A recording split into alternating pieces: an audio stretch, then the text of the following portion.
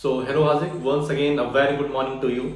Welcome to our history class, जिसमें आज हम लोग पढ़ेंगे अपना इकलौता एनुअल का chapter new empires and kingdoms. ठीक है, तो सोशल साइंस में हम लोगों ने ज्योग्राफी कंप्लीट कर लिया, सिविक्स का एक चैप्टर कंप्लीट कर लिया और इस वीक जो 3 दिन बचे हुए हैं इसमें हिस्ट्री भी हम लोग कंप्लीट कर लेंगे।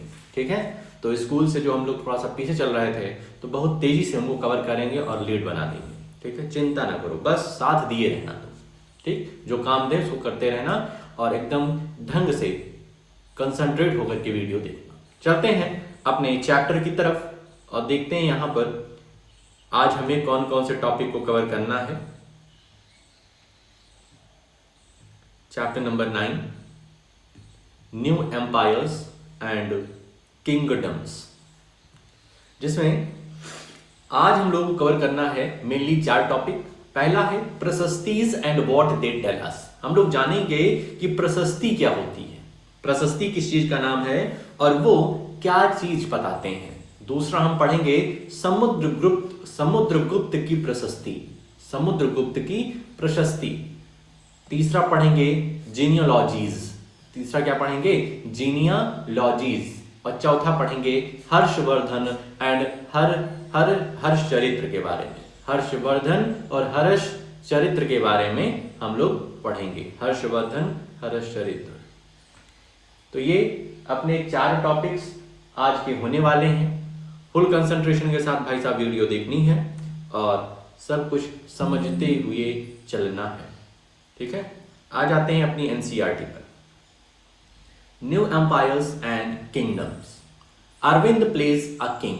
अरविंद को क्या बनाया गया है, किंग बनाया गया है। अरविंद भाई साहब जो हैं अपरारे, उनको बनाया गया है किंग। किंग मीन्स राजा, और राजा बनने में भाई साहब बहुत ही मजा है। Arvind had been chosen to act as a king in the school play.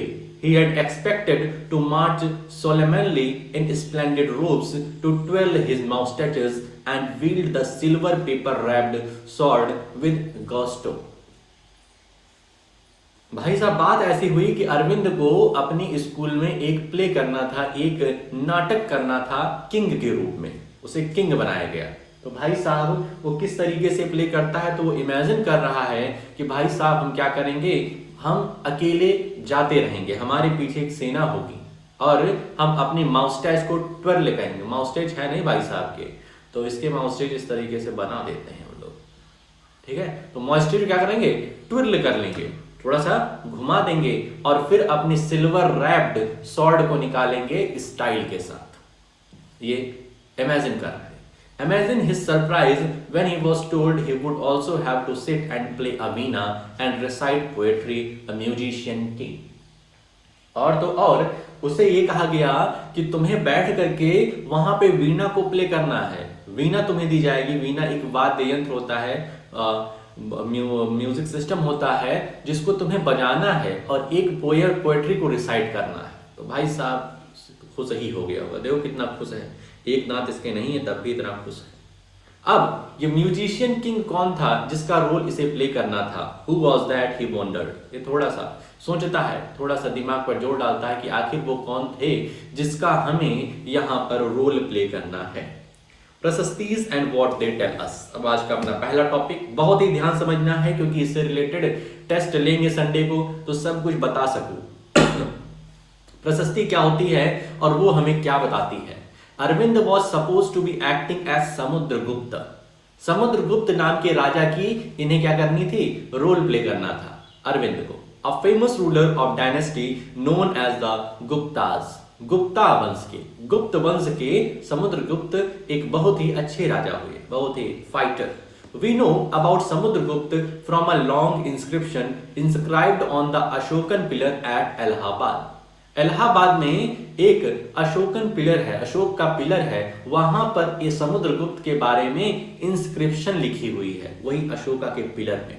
ठीक है, तो थोड़ा सा दिमाग पर जोर डालना, थोड़ा सा सर्च करना है कि इलाहाबाद में किस जगह पर अशोक पिलर है। It was composed as a kavya by Harisena who was a poet and a minister at the court of Samudragupta.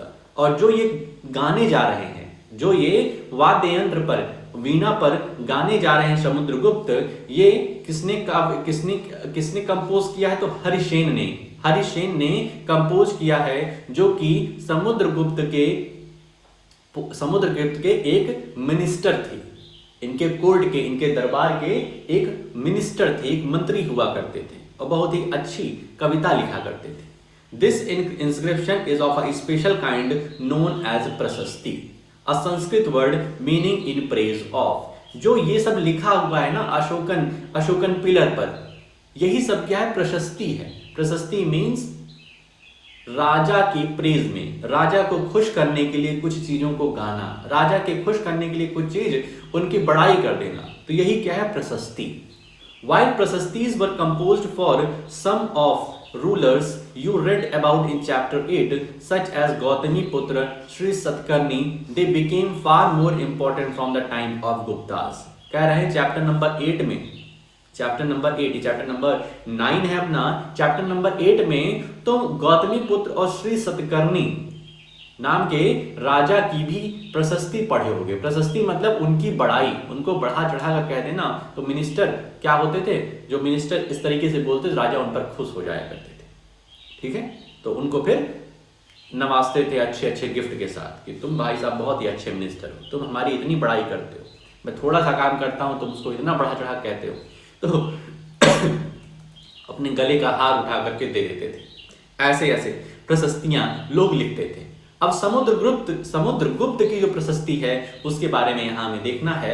Let us see what समुद्रगुप्तास प्रशस्ति टेल अस। समुद्रगुप्त की जो प्रशस्ति है, जो उनकी प्रेज में लिखा गया है, किसने लिखा था? हरिसेन ने लिखा था।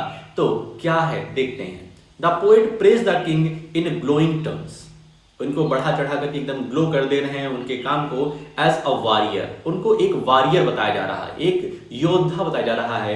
As a king who won victories in battle, who was learned and the best of poets.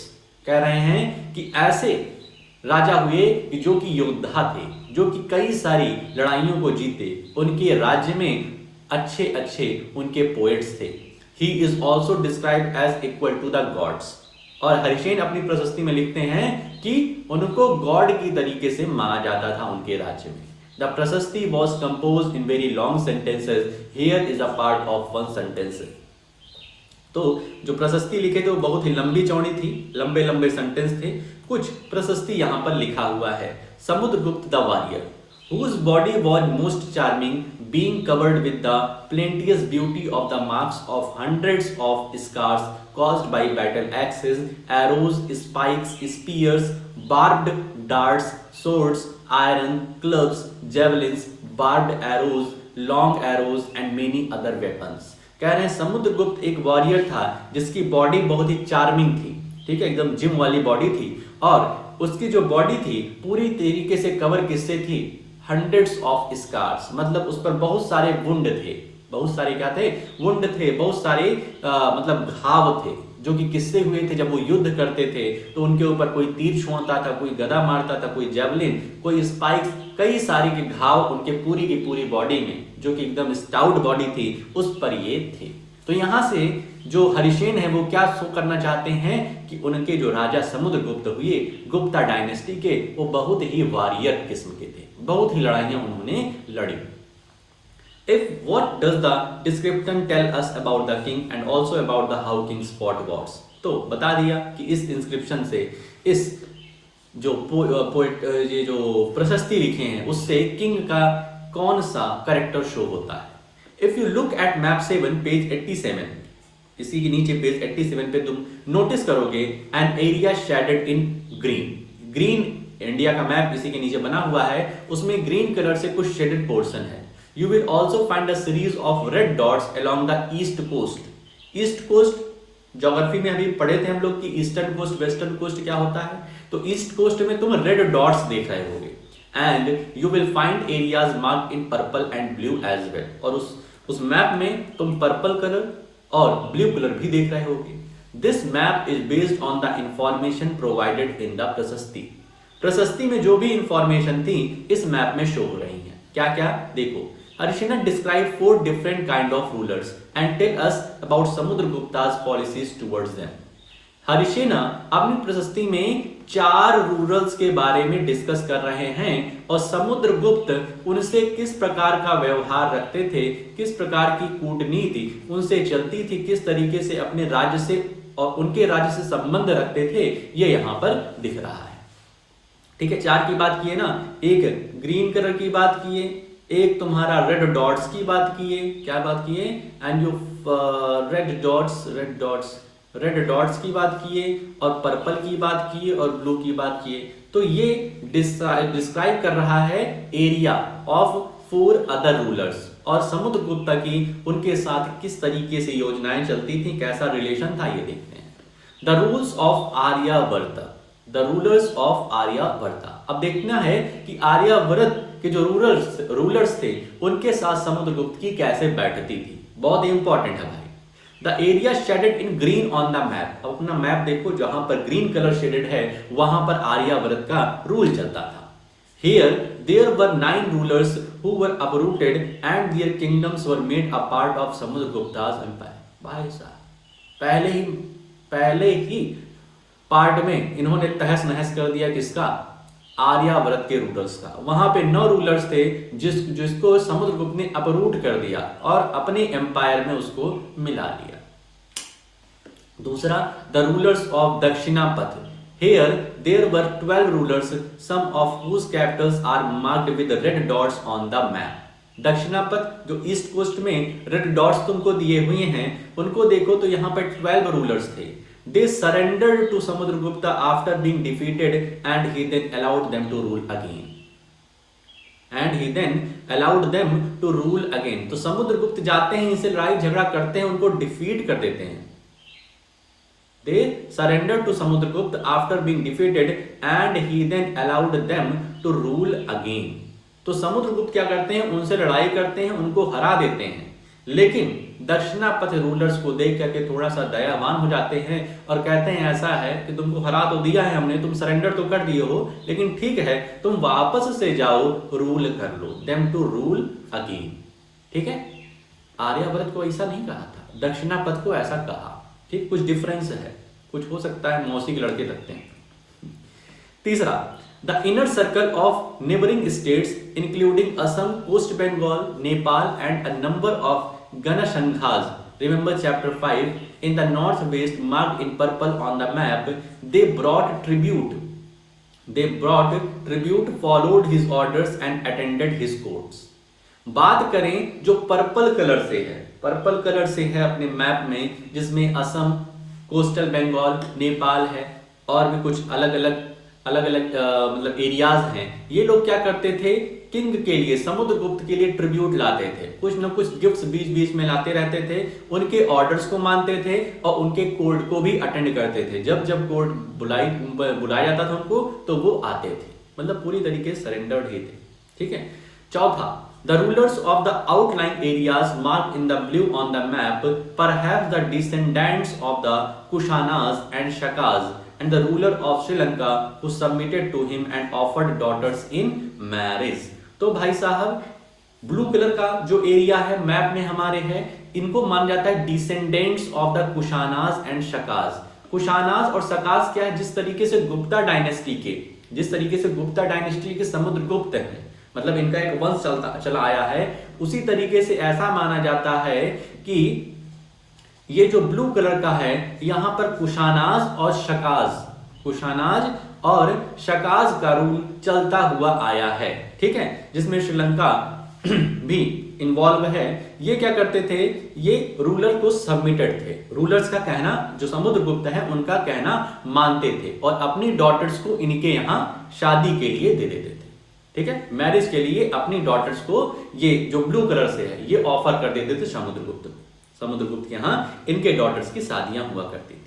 तो चारों तुम पढ़ लिए, red dots, blue dots, red dots, blue coloured area, purple coloured और तुम्हारा ग्रीन शेडेड एरिया। ठीक है, यहां पर देखो सब कुछ है। ठीक है, इस फिगर को देखोगे तो तुमको सब कुछ मिलेगा भैया। चल, find Prayag, the old name for Allahabad. कह रहे हैं प्रयाग को फाउंड करो, जो कि इलाहाबाद का पुराना नाम था। और वापस से अब प्रयागराज हो गया है। पहले प्रयाग था, फिर इलाहाबाद हुआ, अब प्रयागराज हो गया है। Ujjain and Pataliputra, Patna on the map, इन सबको अपने इस मैप में ढूंढने की कोशिश करो। These were the important centre of the Gupta rulers, ये इंपॉर्टेंट सेंटर्स हैं, यहां से गुप्ता रूलर्स ज्यादा क्या करते थे, काम करते थे। अब यहां पर एक क्वेश्चन पूछ रहा है, what was the difference between the way in which Samudragupta treated the rulers of Aryavarta and Dakshinapatha. Aryavarta और दक्षिणापथ के रूलर्स के साथ किस तरीके से समुद्रगुप्त काम किए थे, किस तरीके से समुद्रगुप्त ने अलग अलग पॉलिसीज दोनों के लिए अपनाई थी, ये तुम्हें बताना है। Can you suggest any reasons for this difference, क्या ये जो डिफरेंस था आर्यावर्त और दक्षिणापथ के लोगों के लिए, जो अलग अलग इनकी नीतियां थी, उसके पीछे क्या कारण था, इसके लिए तुम्हें कुछ डिफरेंस जो था उसके लिए कुछ सजेशन देने हैं कि ऐसा क्यों था।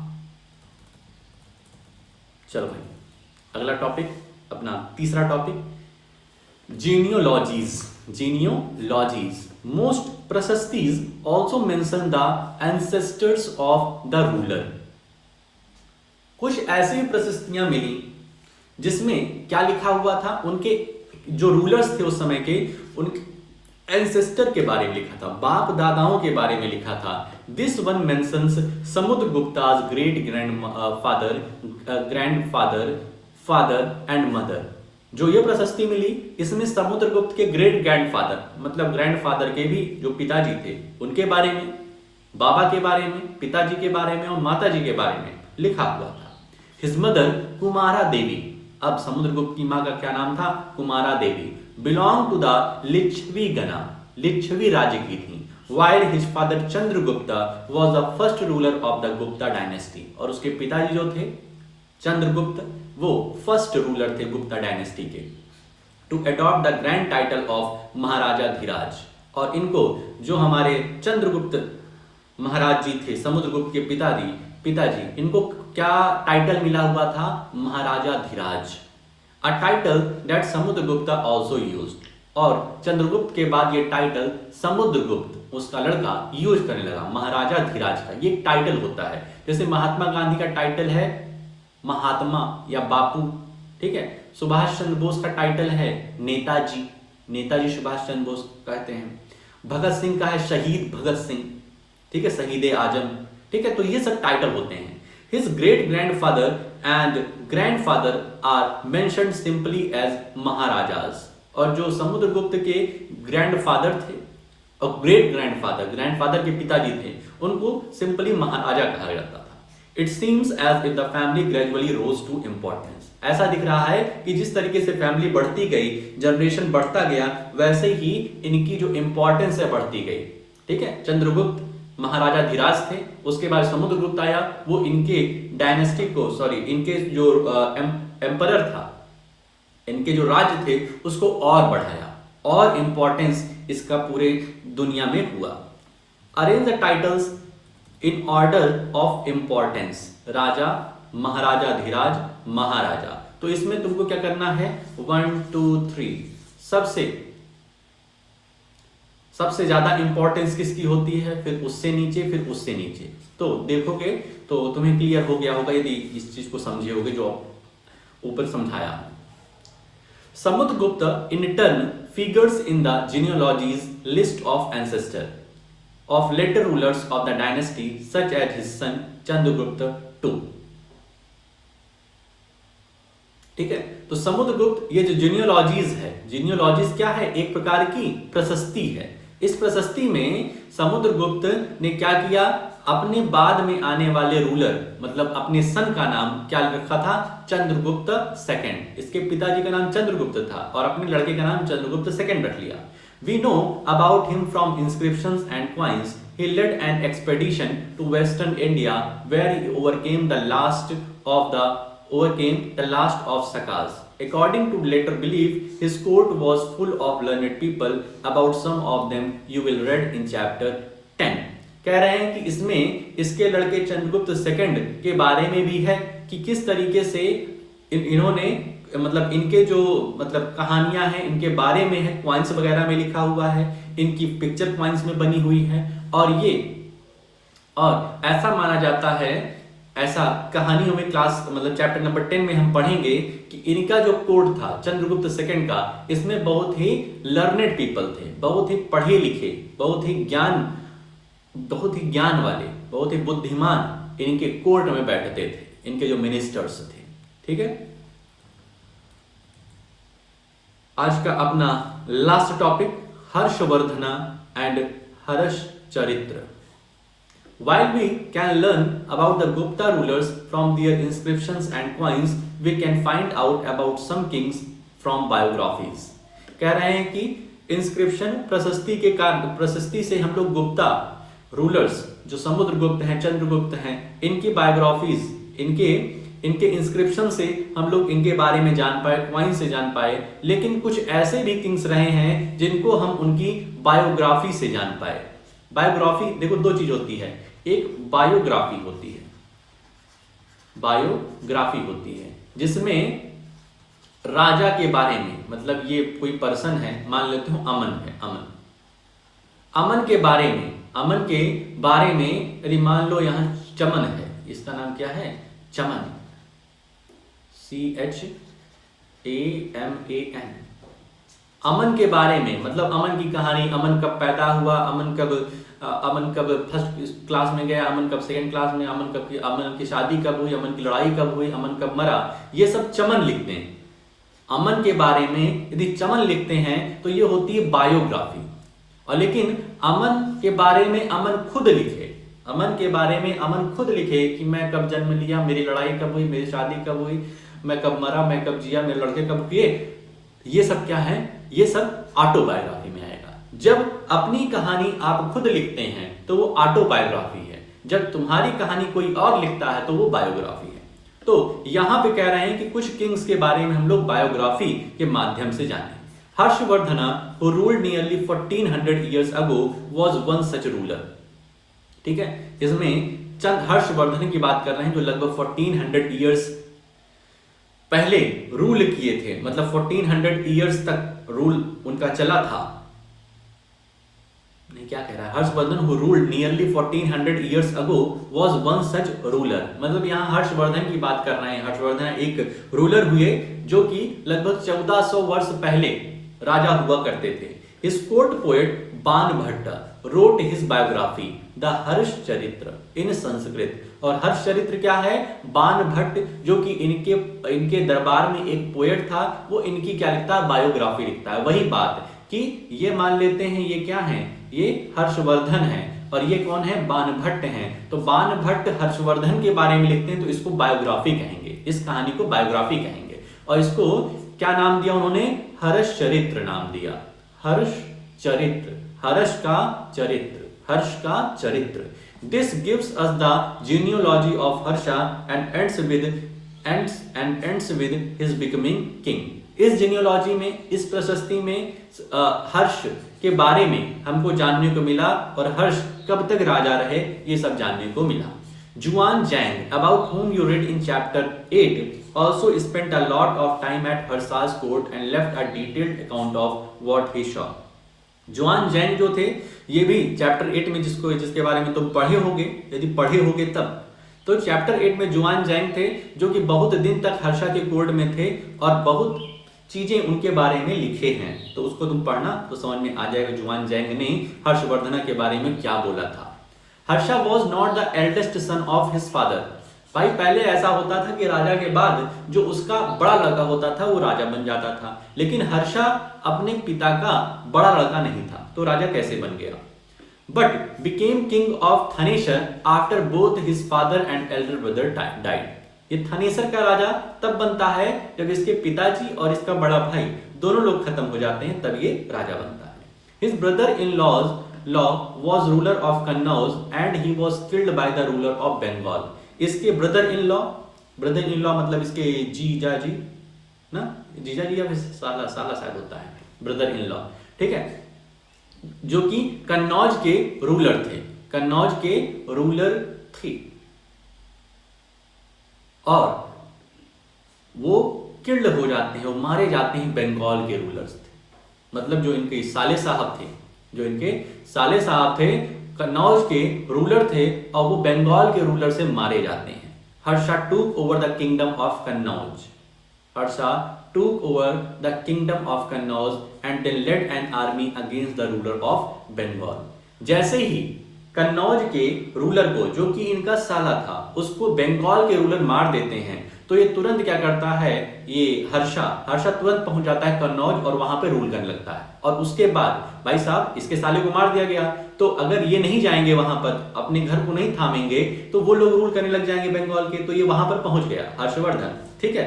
और उसके बाद वहां पर आर्मी अपनी तैयार करी और बंगाल के खिलाफ क्या कर दिया, युद्ध छेड़ दिया। Although he was successful in the east and conquered Magध and probably Bengal also, he was not as successful elsewhere. ये बहुत ही सक्सेसफुल रूलर हुआ, ईस्ट में इसका डंका बजता था, एंड मगध को भी इन्होंने कॉन्कर किया और बंगाल को भी हरा दिया, जिसने इसके साले साहब को मारा था, ठीक है। लेकिन इसके अलावा ये कहीं और सक्सेसफुल नहीं हो पाए। He tried to cross the Narmada to march into the Deccan. ये नर्मदा को पार करके डेक्कन प्लेट्यू में आना चाहे, वहां पर अपना एम्पररशिप दिखाना चाहे, but was stopped by a ruler belonging to the Chalukya dynasty Pulakeshin II। लेकिन यहाँ पर इनको स्टॉप किया जाता है चालुक्य डायनेस्टी, एक चालुक्य डायनेस्टी, भाई ये हर्षवर्धना जो थे ये चालुक्य डायनेस्टी के द्वारा रोके जाते हैं, जिसका नाम है पुलकेशिन II, ठीक है। फिर यहां पर तुम्हें कह रहा कुछ मैप देखने के लिए, तो थोड़ा सा मैप इसको देख लेना। ऊपर वाले जो मैप दिया है उसमें ये हर्षवर्धना कहाँ कहाँ रूल किए, कैसे नर्मदा को इन्होंने क्रॉस किया और पुलकेशिन ने इनको रोका। इसके आगे का जो भी चीजें हैं वो हम लोग कल की क्लास में देखेंगे, छोटा छोटा ही रखेंगे, वरना फिर भाई साहब आपकी तबीयत खराब हो जाती है, ठीक है। तो भाई साहब बात ऐसी है, जितना आज हम लोगों ने पढ़ा है, बहुत ही इंटरेस्टिंग कहानियां पढ़ी हैं, ठीक है। तो इसको एक बार अच्छे से रीड कर लेना और जो भी इंपॉर्टेंट पॉइंट्स तुमको नजर में आते हैं उनको अपनी कॉपी में लिख लेना।